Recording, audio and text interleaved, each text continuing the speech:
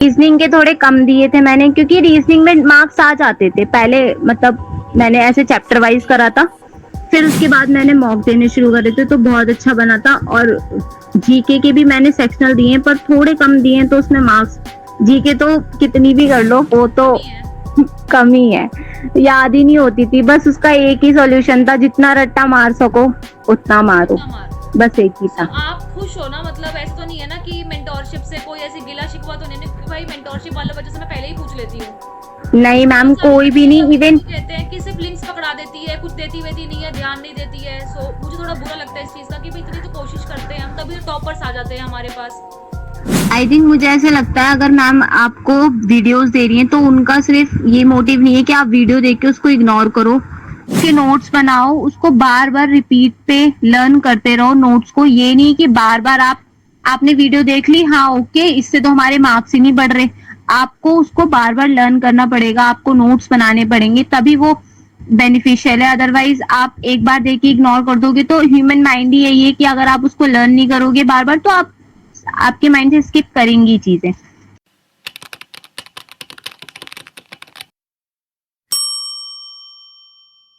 So hello everyone, welcome back to अपनी परीक्षा। मेरा नाम है दिशा। कैसे हो आप सभी? आई होप आप सब बहुत अच्छे होंगे। आज हमारे साथ ज्वाइन हुई है गुलरफ शेख, जिनका एसएससी स्टेनोग्राफर 2024 में सिलेक्शन हुआ है डीओपीटी में। ये इनकी सेकंड प्रेफरेंस थी, ठीक है, और ये बहुत खुश है और ये अपने आप लोगों के साथ अपना सारा जो स्ट्रैटेजी है या सब कुछ डिस्कस करना चाहती है आज, ठीक है। सो वेलकम गुलरफ, कैसे हो आप? ठीक हो? Hello ma'am. Yes ma'am, I am fine. आप कैसे हो? मैं तो ठीक हूँ, बिल्कुल ठीक हूँ। और इतने सारे स्टूडेंट्स का सिलेक्शन हो गया है तो खुशी हूँ कि भाई इतने सारे स्टूडेंट्स को अपनी परीक्षा की वजह से जॉब मिल पाई, चाहे उनकी पहली जॉब है या दूसरी जॉब है, बट मिल पाई। और मैं भी बहुत खुश हूँ, मतलब पहली जॉब है, घर में पहली जॉब है, इवन पूरे खानदान में पहली जॉब है, तो बहुत खुश हूँ, बहुत ज्यादा खुश। और क्रेडिट गोज टू यू। बहुत खुशी हुई, आपने बहुत हेल्प करी, आपकी मेंटोरशिप से बहुत हेल्प हुई। आपने स्किल के टाइम जो भाई साहब हमारी रेल बनाई थी बहुत टारगेट्स दिए थे, बहुत, मतलब टाइम नहीं मिल पाता था उन टारगेट्स को पूरा करने का, रह जाते थे, लेकिन बहुत ज्यादा हेल्प हुई है। आपने बहुत हम लोगों को दौड़ाया और सच में उस चीज का मतलब हमें मिला है कि हाँ ठीक है, स्किल बहुत अच्छा गया था, मतलब अनएक्सपेक्टेड था इतना अच्छा जाएगा। बहुत हेल्प करी है आपने, बहुत ज्यादा हेल्प करी है, मतलब I can't express in my words. नहीं नहीं नहीं नहीं, पैसे वाली कोई बात नहीं है, सच में एक इनर फीलिंग है कि आपने बहुत हेल्प करी है। स्किल के टाइम पे तो बहुत ज्यादा करी है, बहुत डांट पड़ी है, गुलराव ये क्या कर रहे हो, पूरा करो टारगेट, ये करो वो करो, तो बहुत हेल्प हुई है। इवन आप पता है उस वक्त ना अगर मैं नहीं डांटती ना तो मुझे पता था कि यार ये बच्चा कर सकता है, अगर नहीं करेगा मेरे को सिलेक्शन नहीं मिलेगा। और सबसे इंपॉर्टेंट, मेरा सिलेक्शन तो जाए अभी साइड में, लेकिन इसका सिलेक्शन नहीं हुआ तो इतने मार्क्स लाना, जो 162 जितने भी मार्क्स हैं आपके, वो वर्थ इट नहीं है, वो बेकार है, मिट्टी में मिल जाएंगे। फिर दोबारा तैयारी करनी पड़ेगी, फिर दोबारा साइकिल रिपीट करना पड़ेगा। इससे बेटर तो थोड़ा डांट खा लेगी तो क्या बुराई है, डांट खा के कम से कम पढ़ेगी तो सही। मेरे दिमाग में यही है। वो डांट आपकी वर्थ इट रही, सच में सिलेक्शन मिल गया, वो डांट फिर कुछ नहीं है, वो एक तैयारी है फिर तो हमारे लिए, अगर हमारा सिलेक्शन हो गया तो। देखो मेरे हिसाब से ना डांटते हम उसी को जिससे हमें उम्मीदें होती है कि यार ये नहीं कर सकता था, अब इसने कर दिया तो डांट खाएगी, नाराजगी देखनी पड़ेगी इसको मेरी, मुझे लगता है। अगर हमें लगता था ना कि थोड़ा हम कुछ अपने मतलब अपनी तरफ से कर लेते हैं तो नहीं, पहले वो बाद में करेंगे, पहले दिशा मैम वाला टारगेट कर लेते हैं, मतलब शाम तक रखना पड़ता है। और 25 को अगर आप एडमिशन लेते हो आपको भी ऐसी डांट पिटा करेगी, कोई नहीं। बिल्कुल। और आई थिंक, हाँ बोलो बोलो बोलो बोलो। आई थिंक वो सबको आराम से लेनी भी चाहिए, उसमें कोई ईगो नहीं आना चाहिए हमारा कि नहीं मैम हमें डांट रही है। हम ईगो पे लेते हैं बहुत से बच्चे, क्योंकि अब हम थोड़े यंग एज में आ गए तो बहुत जल्दी ईगो पे लेते हैं, पर सब चीज वर्थ इट है, ये सब आगे आपको इसका फल मिलेगा। मिल रहा है आपको, यूपीटी मिल रहा है आपको, सीबीडीटी मिल रहा है, सीबीआईसी मिल रहा है, एमईए मिल रहा है, आईबी मिल रहा है, कुछ तो मिल रहा है। मतलब इतने सारे स्किल से सिलेक्शन हुए हैं आपका, जैसे डीओपीटी है, वैशाली डीओपीटी है, कृषा सीबीआईसी है, रोशन डीओपीटी है, सोनिया आईबी है, राधिका आईबी है, और बच्चों के मैं नाम भूल जाती हूँ बोलते बोलते भी। कितने बच्चों ने इस बार सिलेक्शन दिया है, मतलब हमने फर्स्ट टाइम ये स्किल लॉन्च किया था, स्किल का बैच, और इतने मतलब टचवुड सिलेक्शंस आए कि मैं खुद ऐसे हो गई कि इतने सिलेक्शंस कैसे आ गए एकदम से। हमारे बैच में भी मैम बहुत प्रो थे भी, बहुत अच्छे, मतलब 130 की स्पीड लिख रहे हैं, मतलब बहुत अच्छा लिखते थे, ऐसी तो बात ही नहीं है कि लिखते थे। इनफैक्ट मैं सबको बता दूं, अगर किसी को खौफ रहा है मेरी तरफ से तो फ्लक्चुएशंस का है, फ्लक्चुएशंस से। हाँ बहुत अच्छी, आपकी फ्लक्चुएशंस बहुत अच्छी थी, और इसकी वजह से हमें सेंटर पे हमें प्रॉब्लम नहीं हुई, वो फ्लक्चुएशन हमें कुछ भी नहीं लगी क्योंकि आप इतना फ्लक्चुएट करते थे। करना पड़ता है, क्या कर सकती हूँ। मतलब 100 में काफी बार तो हम लोग ना 150 15 बोल देती थी मैं जानबूझ के कि देख तू लिख पाते कि नहीं लिख पाते, सुना पाते कि नहीं यूट्यूब पे तो हम 120 की स्पीड पे लिखते थे, इवन स्पीड इंक्रीज करके भी लिखते थे, पर आपकी तो हमें 110 105 110 ही, भाई साहब विशाली बोलती थी यार मैम ने आज कुछ ज्यादा स्पीड पे बोल दिया, कितनी गलती हुई विशाली तुम्हारी यार, बहुत हुई। तो वो आपकी स्पीड बहुत ज्यादा लगती थी, सच में बहुत ज्यादा लगती थी, कई बार तो हम खुद वो हो जाते थे यार हम लिख ही नहीं पा रहे, पता नहीं हो पाएगा नहीं हो पाएगा वहां पे, पर वहां पे स्पीड का भी पता नहीं चला था कि मतलब वो लोग उनकी स्पीड, आपकी फ्लक्चुएशन इतनी अच्छी थी कि वहां पे हमें फर्क ही नहीं पता चला, कुछ ज्यादा वो नहीं हुआ। इसीलिए इतना ज्यादा स्ट्रॉन्ग करके भेज दिया था ना सारे बच्चों को, मतलब वहाँ पे कि आपको सी भी पता नहीं चलेगा कि मेरी श्योरिटी है, अगर आप बस Yes, ऐसा ma'am. कि आप मेरी क्लासेस ले लो 2-3 महीना, भाई आप गुड टू गो, बिल्कुल आप जाओ अपना स्किल देके आओ, जिसका भी देके आओ। हाँ बहुत अच्छा था, बहुत अच्छा, और सबको फॉलो भी करना चाहिए, आप बहुत अच्छा कराते हो मतलब। Thank you thank you thank you. बहुत तो अच्छा। थोड़ा सा हम शुरू करते हैं कि ये आपका कौन सा अटेम्प्ट था, फर्स्ट अटेम्प्ट, सेकंड अटेम्प्ट, सब में कितने मार्क्स थे और इस बार कितने मार्क्स? मेरा फर्स्ट अटेम्प्ट था 2022 वाला, उसमें मेरे मार्क्स थे 110, बहुत कम थे क्योंकि पहला अटेम्प्ट था और उसी टाइम मैंने तैयारी करनी शुरू भी करी थी, हाँ तो उस टाइम बहुत कम मार्क्स थे, मतलब मेरा प्री तो हो गया था पर बहुत एकदम मार्जिन पे हुआ था। सेकंड में मेरे 131 थे, और मैं यूआर से बिलोंग करती हूँ तो उस टाइम भी उम्मीद नहीं थी कि हो पाएगा, फिर भी मैंने स्किल दिया था, ठीक था, स्किल भी सही गया था, लेकिन ये वाला अटेम्प्ट मेरा बहुत अच्छा गया, मतलब आपके जो टारगेट्स थे उनकी वजह से बहुत अच्छा गया, मतलब अनएक्सपेक्टेड मार्क्स थे मेरे, इंग्लिश में बहुत अच्छे मार्क्स आए थे, तो ये वाला मेरा बिल्कुल अनएक्सपेक्टेड था, और आपकी वजह से तो सच में अच्छा था, और मेरा रॉ स्कोर था 160, और आफ्टर नॉर्मलाइजेशन 162.96 थे, 96 थे। बहुत ही अच्छे नंबर है, ऐसा नहीं है नंबर Yes, कितने ma'am. थे, मैंने बोल भी दिया था कि भाई आराम से क्वालिफाई हो जाएगा, कोई दिक्कत नहीं आएगी, और अगर दिल्ली चाहिए तो ग्रेड डी भर देना, अगर बाहर चाहिए तो भाई ग्रेड सी भर देना, इससे ऊपर मैं भी क्या ही बोल सकती हूँ। यस, तो थोड़ा सा आप बताओगे गुलरब कि आपने कौन कौन सी बुक्स यूज करी है अपनी प्रिपरेशन में इंग्लिश, रीजनिंग और जीके के लिए? मैंने बुक से ज्यादा मैंने मॉक प्रेफर करा था, मतलब मेरे पास बुक्स नहीं है ज्यादा, ओके और मैंने जैसे जीके के लिए नवीन सर को फॉलो किया था, जो आप उनकी वीडियोस भी भेजते थे, जो आपने भेजी है वो मैंने सारी देखी है, ठीक है और मैंने थोड़ी बहुत मतलब नवीन सर को भी फॉलो किया उस चीज में, और परमार सर को भी किया, ठीक है दोनों को मैंने लेके चले। हाँ पर ये है कि नवीन सर का थोड़ा हिंदी वो है, और परमार सर थोड़ा सा ज्यादा भी नहीं इंग्लिश का है, तो मतलब जो हिंदी मीडियम के वो, बैलेंस करके आपने हाँ ठीक है मैंने आगे? मैंने दोनों को फॉलो किया, और इंग्लिश के लिए आपने जो वीडियोस भेजी वो भी करी, हाँ और एक कपिल देव शर्मा सर हैं इंग्लिश के, बहुत अच्छे हैं, उनको मैंने शुरू से ही फॉलो किया है, वो बहुत अच्छे हैं, मतलब ठीक है हाँ वो उनकी चीजें मेरे को बहुत समझ आई, तो उनको मैंने फॉलो किया शुरू से ही, और इंग्लिश में भी अच्छे और मार्क्स थे। रीजनिंग का थोड़ा बताओ। रीजनिंग में मैंने मॉक ज्यादा लगाए थे, मतलब सेक्शनल बहुत लगाए थे, ठीक है और वो मेरे को बहुत मतलब वर्थ इट रहा वो मेरे को, क्योंकि मैं सेक्शनल एक एक दिन में, अगर मैं 25 क्वेश्चन वाले दे रही हूँ तो मैं 6 दे देती थी, मतलब क्योंकि मैथ्स का एक फर्क पड़ा था, मैथ्स थोड़ी ठीक थी तो रीजनिंग का थोड़ा अच्छा हो गया था। होता है। Yes ma'am. तो आपने और मैं सेक्शनल तकरीबन कितने दिए होंगे, मतलब अप्रोक्सीमेटली तीनों सब्जेक्ट? अगर मैं इंग्लिश के बताऊं, इंग्लिश के मैंने 850 के आसपास दिए हैं सिर्फ सेक्शनल, और ऐसा नहीं है मैंने एक बार दिया, मैंने रिपीट पे दिए हैं।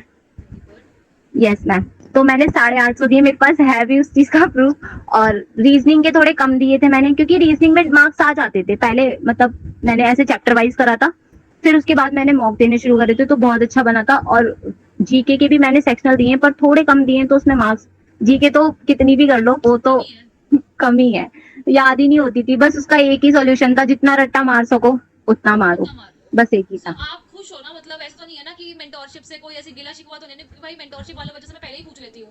नहीं मैम, बहुत सारे कोई भी बच्चे नहीं, ऐसे इवन कहते हैं कि सिर्फ लिंक्स पकड़ा देती है, कुछ देती वेती नहीं है, ध्यान नहीं देती है, सो मुझे थोड़ा बुरा लगता है इस चीज का कि भाई इतनी तो कोशिश करते हैं हम, तभी तो टॉपर्स आ जाते हैं हमारे पास।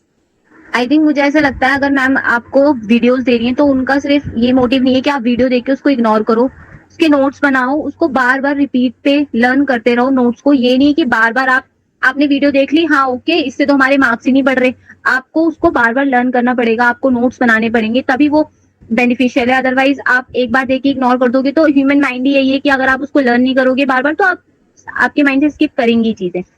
तो मेंटोरशिप का मतलब ये नहीं होता कि आपने ले लिया और मतलब बस वीडियो देख ली, अरे यार मैम ने तो वही वीडियो दी है, उसका मतलब है आप उस पे काम करो, आप उसको इम्प्लीमेंट करो कि भाई हमें ज्यादा से ज्यादा उसको लर्न करना है, और हमने भी वही चीजें करी है, जिनका भी सिलेक्शन होता है वो वही चीजें करता है, जो आपने दिया हमने उसको नोट्स बनाए, उसको बार बार हमने लर्न करा एंड तक, जब तक एग्जाम नहीं हुआ, जैसे जीके के नोट्स बना लिया और उसी नोट्स को हमने बार बार लर्न किया है, तो तब वो काम करता है। अब वीडियोस आप देख रहे हो। और yes in fact I think mentorship का मतलब सिर्फ टारगेट्स नहीं होता, गाइडेंस होता है। जो गाइडेंस Yes, आपको ma'am. मैम की मतलब मेरी और सर की मिल रही है ना, उससे वैल्यूएबल नहीं है कुछ। मतलब मैं ये नहीं कह रही कि बिल्कुल और मैम. नहीं दे रहे हैं, बट मैं ये कह रही हूँ अगर आप अपनी परीक्षा पे आ रहे हो तो आपके लिए क्या जरूरी है कि मैं अगर गलत कर रहा हूँ तो आपको सही मिल जाए, तो हम सही प्रोवाइड करने की कोशिश कर रहे हैं वही चीज। और मैम सिर्फ वीडियोस से आप सिर्फ वीडियोस नहीं देते, whenever we feel low तो आप वहाँ पे भी हमें एक एनकरेजमेंट देते हो कि हाँ ठीक है, चीजें होती हैं, अप्स एंड डाउन होते हैं, पर आप बहुत अच्छा आप कर सकते हो। तो उस टाइम पे जब हम बहुत लो फील कर रहे होते हैं और कोई हमें एक बैक सपोर्ट देता है, वो हमारे लिए सबसे इम्पोर्टेंट है कि हाँ हमारे टीचर को हम पे ट्रस्ट है, तो वो सबसे इम्पोर्टेंट है। तो सिर्फ मेंटोरशिप वीडियोस के लिए नहीं होती, एक आपके एनकरेजमेंट के लिए होती है, आपको मोटिवेट करते हैं। तो आप और विशाल सर ने बहुत करा है मोटिवेट, सच में बहुत करा है अपनी बातों मैं से। सोचती हूँ कि मेरे से ज्यादा विशाल सर ने किया।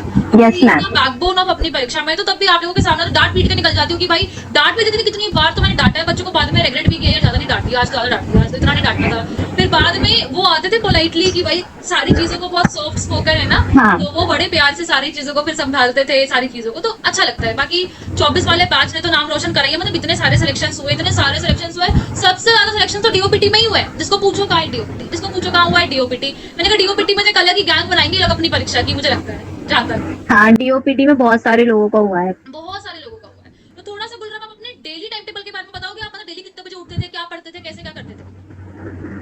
मेरा डेली टाइम टेबल यही रहा है, मतलब सुबह टाइम से उठना, क्योंकि देंगा मुस्लिम मैं उठती हूँ टाइम से, नमाज पढ़ी सुबह वाली, उसके बाद थोड़ा मॉक, क्योंकि उस टाइम बहुत शांति होती है, 6 बजे के आसपास बहुत शांति होती है, तो उस टाइम मॉक वगैरह लगाए, फिर अपना थोड़ा टाइम हो गया, बात वगैरह लिया और ब्रेकफास्ट किया, फिर उसके बाद लाइब्रेरी जाना होता था 9 बजे, फिर 9 बजे सुबह जाते थे लाइब्रेरी और फिर वहां से 9 बजे लौटते थे, मतलब वो ड्यूरेशन रहता था। मेरा हेल्थ इशू बहुत आया है बीच में, क्योंकि मैंने लंच बहुत स्किप करा है, बहुत ज्यादा पढ़ाई के चक्कर में, जो मुझे नहीं करना चाहिए था। मतलब मैंने हेल्थ पे ध्यान नहीं दिया, जब एग्जाम बहुत ज्यादा पास आने लग गया तो बहुत चीजें मैंने अवॉइड करी, इवन फ्रेंड्स को बहुत अवॉइड किया, बाहर घूमने नहीं जाना, ये करना है। और मेरा टाइम टेबल ये रहा है, मैंने टाइम बांट दिया था, मतलब मुझे इतना इंग्लिश को देना है, इतना रीजनिंग को देना है और इतना जीके को देना है। तो मेरा सुबह रहता था जब मैं यहाँ से जाती थी कि मैं जीके की एक क्लास लूंगी, जो भी आप भेजते थे वो बोलूंगी, उसके बाद जो मैंने नोट्स बनाए उसको मैं लर्न करूंगी, फिर उसके बाद मैं मॉक देती थी, उसका एनालाइज करती थी, सेक्शनल मॉक जीके का देके उसको एनालाइज करना। फिर उसके बाद 12 बजे के बाद मैंने इंग्लिश उठाई, इंग्लिश को मैंने टाइम दिया। वो कैब आप ज्यादा से ज्यादा लर्न करो, वो बहुत बहुत इंपॉर्टेंट है, क्योंकि वो कैब सबका एक डर होता है कि वो कैब कैसे लर्न करें, वो कैब कैसे लर्न करें। शुरू में हमें भी ये चीजें आई थी, लेकिन बाद में एक आदत बन जाती है। अगर आप शुरुआत से लेके चल रहे हो, पहले 10 कर रहे 20 कर रहे, फिर हमने एक एक टाइम पे बहुत ज्यादा भी किए हैं, तो वो कैब का एक अच्छा है। और उसके बाद फिर मैं रीजनिंग करती थी, रीजनिंग को मैं थोड़ा 2 सब्जेक्ट के कंपैरिजन में कम टाइम देती थी, क्योंकि रीजनिंग हो जाती है, मतलब वो इतना टाइम नहीं लेती है, थोड़ी टाइम कम लेती है। तो मैंने इंग्लिश और जीके को बहुत बहुत ज्यादा टाइम दिया है, रीजनिंग को उसके कंपैरिजन में कम टाइम दिया है। चलो ये तो मैंने मान लिया। और गुलराम इंटेलिजेंट भी है, ऐसा नहीं है, पहले वाला तो बहुत कैचिंग लड़की है हमारी। तो गुलराम आई थिंक आपकी कोई तबीयत ज्यादा खराब हो गई थी ना स्किल के वक्त, क्या प्रॉब्लम आई थी, एक बार थोड़ा मुझे बता सकते हो एक बार स्टूडेंट्स को भी? मैम बीच में मतलब मेरी तबीयत शुरू से थोड़ी खराब रही है, जब से मैंने एसएससी की प्रिपरेशन करनी शुरू करी थी। मेरे को थोड़ा एंजाइटी का प्रॉब्लम ज्यादा है, तो अभी तो मैं किसी चीज से थोड़ी एक लंबी बीमारी से डायग्नोज हूँ, और मतलब उसका मेरा अभी चल रहा है, ट्रीटमेंट चल रहा है। बाकी उस टाइम स्किल से पहले मुझे पता चला था मैं इसी चीज से डायग्नोज हूँ, और मतलब उस टाइम पे डॉक्टर्स वगैरह वगैरह ने यही बोला था, आपको ज्यादा देर नहीं बैठना है, मतलब खाने पे बहुत ध्यान देना है। हाँ बहुत बेकार वाला हेल्थ इशू आया था उस टाइम पे, तो डॉक्टर्स ने यही सलाह दी थी कि आपको नहीं बैठना है। अब मेरा स्किल टेस्ट था, तो फिर उसके बाद मुझे ये था कि अगर मैं बैठूंगी नहीं तो फिर कैसे होगा। तो फिर भी मैंने थोड़ा डॉक्टर को उनकी बातों को अवॉइड करा, मैंने कहा पहले स्किल टेस्ट देते हैं, फिर उसके बाद देखेंगे अपनी हेल्थ पे। तो मैंने स्किल टेस्ट दिया और उसके बाद फिर हाँ अभी तो मैं ठीक हूँ। यस, पहले से बेटर हूँ, स्किल के टाइम पे बहुत ज्यादा था, अभी बेटर हूँ। ट्रीटमेंट अभी भी चल रहा है, थोड़ा लंबा टाइम का ट्रीटमेंट है। वो ठीक हो जाएगा, don't worry, हमारी विशेष आपके साथ है, जल्दी से ठीक हो जाओ। तो आप ये बताओ थोड़ा सा कि सब्जेक्ट वाइज ना आप कितना टाइम देते थे डेली बेसिस पे, कि मतलब मैं इंग्लिश को इतना टाइम देती थी, रीजनिंग को इतना और जीके को? मेरा वैसे तो टाइम रहता था, मतलब मुझे 10 घंटे देने ही थे, मैक्सिमम कितना भी बढ़ जाए, अगर मेरा टारगेट पूरा नहीं होता तो मैं मैक्सिमम कितना भी बढ़ा देती थी। पर मिनिमम जब लास्ट कुछ 3 या 4 मंथ रह गए थे, तो फिर मैंने ये कर लिया था कि मिनिमम तो मुझे 10-11 घंटे देने ही देने, क्योंकि और इतने हो भी जाते थे, आप टारगेट देते थे उतना टाइम लग जाता था। यस मैम, तो 10 घंटे मेरा मिनिमम रहता था, बाकी मैक्सिमम कितना भी। और मैंने जो सब्जेक्ट पे टाइम दिया है वो ऐसे करके दिया है कि जीके को मैं, क्योंकि जीके थोड़ा लार्जर पोर्शन है, तो मैंने उसको ऐसे करके टाइम दिया कि 9 बजे करने बैठे और 1 बज जाते थे उसको करते करते, क्योंकि उसमें स्टैटिक पढ़ना, हिस्ट्री पढ़ना, ज्योग्राफी पढ़ना, और ऐसा भी है कि उनमें से छोड़ भी नहीं सकते किसी को, हमें नहीं पता कितने क्वेश्चन आ जाए। फिर उसके बाद मेरा इंग्लिश का रहता था। इंग्लिश को मैंने रीडिंग सेक्शन, एडिटोरियल करा है, वो कैब आप जो भेजते थे वो करी है, पीडीएफ जो आपने भेजी है वो पूरी रटी है, तो उसमें भी थोड़ा टाइम लगता था, 3-4 घंटे उसको भी देना। फिर बाद में बचता था रीजनिंग। रीजनिंग में मैंने सेक्शनल मॉक दिए हैं बहुत ज्यादा, और जैसे अगर मेरी ये वाले क्वेश्चंस में गलती है तो मैं उसकी एक वीडियो देख लेती थी, जैसे आप भेजते थे, आपसे पूछ लेती थी कि मैम इस पे क्या करना चाहिए, तो आप मुझे प्रोवाइड कर देते थे कि ये कर लो वो कर लो, तो मैंने वो किया है। ये तो बहुत सही है। अगर गुलरब आपका जैसा सिलेक्शन हो गया और आपको अपना मनपसंद डिपार्टमेंट भी मिल गया है, ठीक है, तो अब आगे क्या सोच रहे हो? लाइक आगे आप क्या करना है? एमबीए के लिए जाओगे या कुछ और करोगे? तो थोड़ा बताओ उस बारे में। एमईए के लिए तो इस बार भी सोचा था, पर अनएक्सपेक्टेड कट ऑफ चली गई, हाँ, वो हाई कट ऑफ चली गई। हाँ, कोई बहुत ज्यादा। तो इस बार भी सोचा था, पर थोड़ी अनएक्सपेक्टेड कट ऑफ चली गई। डीओपीटी की इतनी हाई गई है, हाँ, तो बाकी मैंने अपनी प्रिपरेशन कंटिन्यू कर रखी है। आगे के लिए मैं नेक्स्ट अटेम्प्ट भी दूंगी, वेरी गुड। क्योंकि थोड़ा आगे का सोचा है, सी मिल जाए तो बेहतर है। और मैं सीजीएल के लिए भी कर रही हूँ, क्योंकि दोनों की ऑलमोस्ट सेम है, बस ये होता है कि उसमें मैथ्स आ जाती है, और मैथ्स की भी है काफी टाइम तक, तो मैथ्स भी कर रही हूँ और स्टेनो भी दूंगी। सी अगर लग जाती है तो वेल एंड गुड। सी मिल जाए तो वो गुड, और सीजीएल से मिल जाए तो सीजीएल वो बेस्ट। वो भी, yes, ma'am. Very good, very good. तो मतलब अगर आपसे कोई स्टूडेंट है 120 130 नंबर आ रहे हैं उसके, अगर वो आपसे कोई सजेशन मांगे तो आप उसे क्या सजेशन दोगे सो दैट उसका सिलेक्शन हो पाए बच्चे से? मैं तो सच में, ये कोई पेड प्रमोशन नहीं है या कुछ भी नहीं है, मेरा कोई फायदा नहीं है कि मतलब लोग सोचेंगे नहीं नहीं मैम ने इसको जबरदस्ती बोल के बैठा दिया, ऐसा कुछ भी नहीं है। मैं सजेस्ट करूंगी बिल्कुल दिशा मैम, विशाल सर को, कि मतलब उनके चैनल पे जाओ। हाँ, अगर आप बहुत ज्यादा स्टेनो के लिए कर रहे हो तो प्लीज प्लीज उनके पास जाओ। इवन सीजीएल के लिए भी सब चीज है वहाँ पे, वो टारगेट देंगे। वो सीजीएल से ही सिलेक्टेड है। मैं स्टूडेंट्स को बता दूं, वो already Yes, ma'am. 3-4 times CGL से ही सिलेक्टेड है, तो उनकी तो गाइडेंस के बिना वैसे भी कोई काम हो नहीं सकता है। वो बेस्ट गाइडेंस देते हैं भाई, उनकी गाइडेंस सुन के तो मैं भी इतनी बार हो जाती हूँ एकदम शॉक कि वाओ ग्रेट ऐसे करके। Yes, ma'am. तो मेरा स्टेनो से सिलेक्शन है तो उनका सीजीएल का सिलेक्शन है भाई, तो दोनों का ही दिमाग चल रहा है चैनल पे। आगे आप बोल सकते यस मैम। और मतलब सबसे बेस्ट पता है क्या होता है, जो आप टारगेट देते हो ना, अगर हमें थोड़ा आलस भी आ रहा होता है कि नहीं नहीं छोड़, आज संडे, आज थोड़ा एंजॉय कर लेते हैं माइंड, फिर भी हम ये सोचते हैं यार उस वाले बच्चे ने कर लिया होगा, हमें उससे भी आगे बढ़ना है, तो वो एक माइंड में रहता है कि यार नहीं नहीं किसी से पीछे नहीं होना है, उससे आगे ही चलना है हमें। तो हम वो टारगेट हम अपने माइंड पे लेके रखते हैं और वो पूरा करते हैं, और इससे हमारी बहुत अच्छी मतलब मार्क्स भी बहुत बढ़ते हैं, और एक हम उस मोड में भी रहते हैं कि कंटिन्यू रखना है, मतलब स्किप नहीं करना, किसी भी डे को स्किप नहीं करना। चाहिए। अगर आज आप पता है गुलरब, एक अभी एक नोन है, मतलब नोन नहीं है, मतलब एक लड़की है, उनका मैं नाम नहीं लूंगी क्योंकि आई डोंट वांट किसी को सैड फील हो। उनका सिलेक्शन मतलब उन्होंने 2023 में मेंटोर से मैंने पूछा कि मुझे लेना है ऐसे ऐसे, मैंने डिटेल्स दे दी उस टाइम पे, उन्होंने नहीं लिया। उन्होंने 24 में पूछा 2 बार 3 बार, भाई बेसिक्स का बता दो, प्रैक्टिस का बता दो, सब अपनी डिटेल्स दे देते हैं भाई, एडमिन से देते हैं, कोई भी दे देता है। उन्होंने नहीं लिया। उन्होंने अपना रिजल्ट शेयर किया अभी जो रिजल्ट आया उस दिन कि मैम मेरा ना सिलेक्शन नहीं हो पाया, मैं ना समझ नहीं पा रही, मैं दूसरे चैनल्स के चक्कर में आ गई थी, वो बेकार बेकार बोल रहे थे, XYZ बोल रहे थे आपको, मेरे को लगा आप अच्छे नहीं हो। आपके सिलेक्शन देख के मुझे फील हो रहा है कि अगर मैं यहाँ ज्वाइन कर लेती 23 में, शायद 23 नहीं तो 24 में तो मेरा सिलेक्शन हो ही जाता मतलब। और फिर मेरे को इतना बुरा लग रहा था कि मैं क्या बोलूँ अब किसी बच्चे को। तभी मैंने बोला कि ठीक है, तो उसने कहा कि मैम अब तो 25 का भी टाइम चला गया, क्योंकि अब तो एडमिशंस भी बंद हो गए। और सेकंड सबसे इंपॉर्टेंट चीज है कि 25 का टाइम ही कितना बचा, 15-20 दिन Exam. इसमें तो आपको रिवीजन करना चाहिए, जो मुझे लगता है इस टाइम पे टोटली। तो वो बुरा लगता ये तो है fine कि है। जब बच्चे मिसगाइड हो जाते हैं ना, तो बहुत बुरा लगता है उस टाइम पे कि भाई जस्ट बिकॉज कि आपको कोई दूसरा बोल रहा है, आप इतनी जल्दी अगर लाइफ में इन्फ्लुएंस हो जाते हो कि अच्छा नहीं बुरा नहीं है, तो आप लाइफ में डिसीजन बनाओगे कैसे?